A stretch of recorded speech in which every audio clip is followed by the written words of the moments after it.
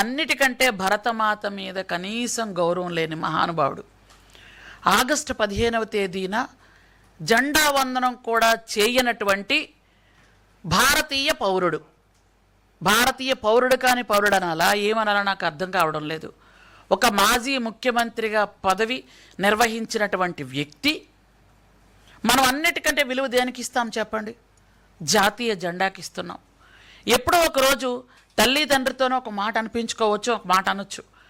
తల్లిదండ్రి కాళ్ళకి నమస్కారం పెట్టినా పెట్టకపోయినా, గురువులకు నమస్కారం పెట్టినా పెట్టకపోయినా ప్రతి ఒక్క పౌరుడు జాతీయ జెండాకి తల వంచి నమస్కారం పెట్టడం అనేది మన తాలూకా సిద్ధాంతం, మన సంస్కృతి, మన సంప్రదాయం.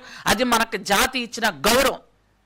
అట్లాంటి గౌరవాన్ని కూడా పక్కకు తోసేసి ఈరోజు ఒక భరతమాత అంటే నీకు గౌరవం లేదు, కన్న తల్లంటే గౌరవం లేదు, ఒక చిన్నాన్నంటే గౌరవం లేదు, తండ్రి చనిపోతే ఆ శవం పక్కన నిలబడి రాజకీయం చేసినటువంటి తండ్రి దగ్గర గౌరవం లేదు, ఎవరన్నా గౌరవం లేదు. అసలు ఏం బ్రతుకో నాకు అర్థం అవడం లేదు ఆ మనిషి బ్రతుకో. ఈరోజు ఎంత దారుణంగా మాట్లాడుతున్నారు మీడియా ముందుకు వచ్చి అంటే, ఒకదాని నుంచి ఇంకొకటి లింకులు లేకుండా మాట్లాడుతున్నారు. ఇక్కడ మాట్లాడతారు, ఇంకో దగ్గరికి వెళ్ళిపోతున్నారు మాట్లాడట్లో.